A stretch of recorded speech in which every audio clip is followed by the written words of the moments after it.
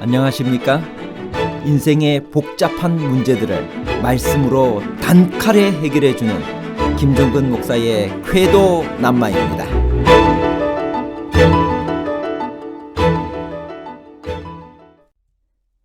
스데반의 설교에서 세 가지 아주 명백한 목적들은 무엇인가요? 스데반의 죽음은 교회에게 견디기 어려운 시련이었으나 누구의 양심을 일깨우는 결과를 가져왔나요? 유대인을 위한 70일의 기한이 맞춰진 것은 예수님의 십자가 사건인가요? 아니면 AD 34년 스데반의 순교인가요? 예수님의 십자가 사건과 스데반의 순교에 관한 복잡한 문제를 하나님 말씀의 가르침으로 명쾌하게 해결해 드리겠습니다. 아브라함부터 모세에 이르기까지 이스라엘의 역사와 스데반의 설교의 목적은 무엇인가요? 사도행전 7장 1절에서 2절. 대제사장이 이르러 이것이 사실이냐? 스데반이 이르되 여러분 부형들이여 들으소서. 우리 조상 아브라함이 하란에 있기 전 메소포타미아에 있을 때 영광의 하나님이 그에게 보여. 사도행전 7장 60절. 무릎을 꿇고 크게 불러 이르되 주여 이 죄를 그들에게 돌리지 마옵소서. 이 말을 하고 자니라. 스데반의 설교에서 세 가지 아주 명백한 목적들을 추론해 볼 수 있습니다. 첫 번째, 자신이 히브리 역사에 정통하다는 사실을 사내들인에게 보여줌으로써 승인을 얻거나 비난을 누그러뜨리기 위하여 그리고 자신의 정통성을 입증한 토대를 마련했다는 것입니다. 둘째, 어떻게 하나님께서 히브리인들을 인도하려고 애쓰셨는지, 어떻게 그들이 모세와 선지자들과 오리라고 오래전에 예언된 메시아를 통하여 주어진 지도를 끈덕지게 배척했는지 역사적으로 보여주었습니다. 셋째, 반드시 깨달아야 하는 바, 하나님의 우편에서 그리스도께서 새로 시작하신 사역과 관련하여 하나님께서 부조들과 그분의 선민을 위해 규정하신 예배의 본질과 의미를 보여주기 위하여 이 스데반의 설교가 중요했던 것입니다. 이것은 가장 중요한 것으로 생각되지만 제일 희미하게 진술되어져 있습니다.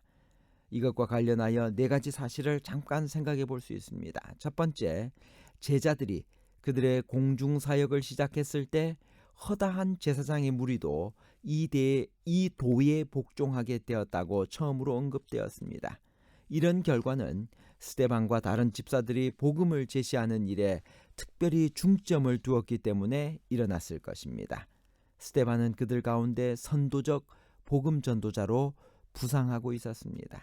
두 번째, 스데반은 거룩한 곳, 즉 성전과 율법과 그리고 규례를 거스려 가르쳤다는 이유로 엄중한 고발을 당했다는 것입니다.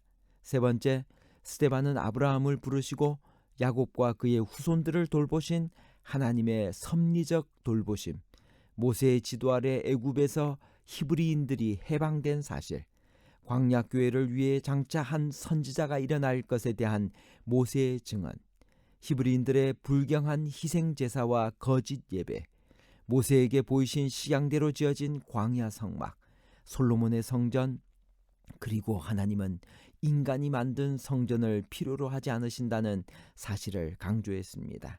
예배에 대한 이 같은 강조는 스데반이 하늘에서 행하시는 그리스도의 사역이라는 주제로 이끌어가고 있었음을 제시했습니다.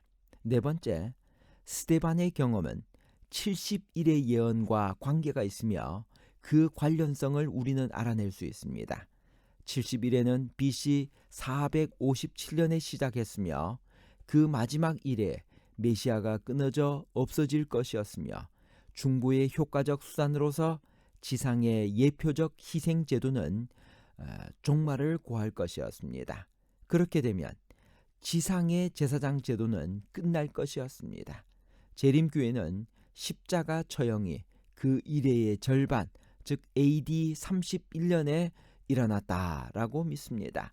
그러므로 예언된 70일의 끝은 반드시 AD 34년에 끝나는 것이 틀림없습니다. 스데반의 봉사는 복음이 이방인에게 제시되기 전 예언된 마지막 이래 동안 택한 백성들에 대한 하나님의 호소를 극적으로 상징하는 것으로 볼 수 있습니다. 따라서 스데반의 순교 시기를 AD 34년으로 잡는 것은 합당한 것입니다. 이는 스데반의 사례는 한 민족으로서 유대인이 복음을 최종적으로 거절한 것이기 때문입니다. 스데반이 죽음 앞에서도 천사 같은 얼굴로 자기를 죽이려는 사람들을 위해 기도하며 승리할 수 있었던 비결은 무엇일까요? 사도행전 7장 55절. 스데반이 성령 충만하여 하늘을 우러러 주목하여 하나님의 영광과 및 예수께서 하나님 우편에 서신 것을 보고. 스데반의 설교를 들으면서 제사장들과 관원들은 미친 듯이 격분했습니다. 그들은 맹수처럼 이를 갈면서 그에게 덤벼들었습니다. 스데반은 그의 최후가 온 것을 알았습니다. 그러나 그는 미동도 하지 않았습니다. 그는 천사와 같은 얼굴로 원수들을 용서하며 그들을 위해 기도해 주면서 죽음을 맞이했습니다. 스데반도 우리와 똑같은 사람이었습니다. 그도 미운 감정을 가지고 있고 억울함과 고통을 느끼기도 하는 우리와 같은 감정을 지니고 있는 사람이었습니다. 그런데 어떻게 그렇게 할 수가 있었을까요?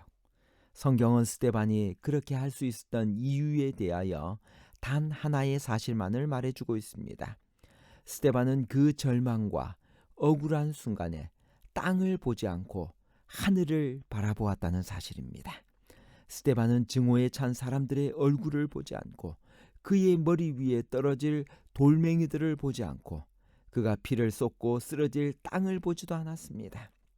그는 그 순간 믿음의 눈으로 하늘을 바라보았습니다. 스데반이 하늘에서 본 두 가지 것은 무엇인가요? 그것이 스데반에게 어떤 영향을 주었나요? 사도행전 7장 55절. 스데반이 성령 충만하여 하늘을 우러러 주목하여 하나님의 영광과 및 예수 그리스도께서 하나님 우편에 서신 것을 보고.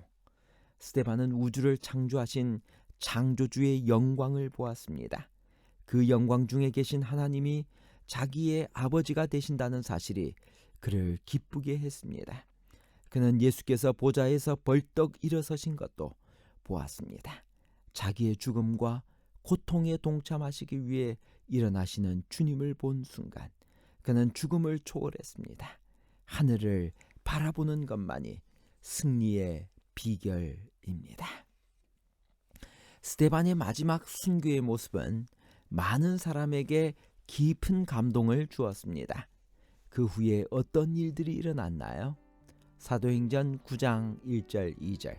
사울이 주의 제자들에게 대하여 여전히 위협과 살기가 등등하여 대제사장에게 가서 다메섹 여러 회당에 가져갈 공문을 청하니 이는 만일 그 도를 따르는 사람을 만나면 남녀를 막론하고 결박하여 예루살렘으로 잡아오려 함이라. 스데반의 순교를 목도한 많은 사람이 깊은 인상을 받았습니다. 그의 얼굴에 나타났던 하늘의 평화, 원수까지도 용서하는 그의 마지막 기도 등은 그가 믿는 진리가 참임을 증거했습니다. 스데반의 죽음은 바울에게도 불가사의한 일이었습니다. 거짓 메시아를 따르는 사람들이 어떻게 죽음도 불사하고 저런 진실된 얼굴을 할 수 있단 말인가. 스데반의 신앙과 그의 순교 장면은 계속해서 바울을 괴롭혔고 그것 때문에 바울은 그의 핍박에 더욱 박차를 가했습니다. 그러나 다메섹에서 주님을 만났을 때 그에게 바로 확신을 준 것도 스데반의 얼굴이었습니다. 사도행적 101페이지, 102페이지에는 이렇게 말씀하십니다.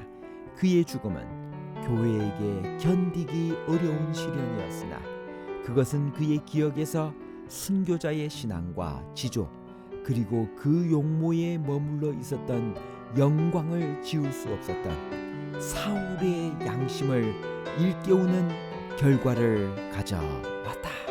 결론입니다. 첫 번째, 유대인을 위한 71회의 기한이 맞춰진 것은 예수님의 십자가 사건이 아니라 AD 34년 스데반의 순교였습니다. 둘째, 스데반의 순교의 비결은 하늘을 보았기 때문입니다.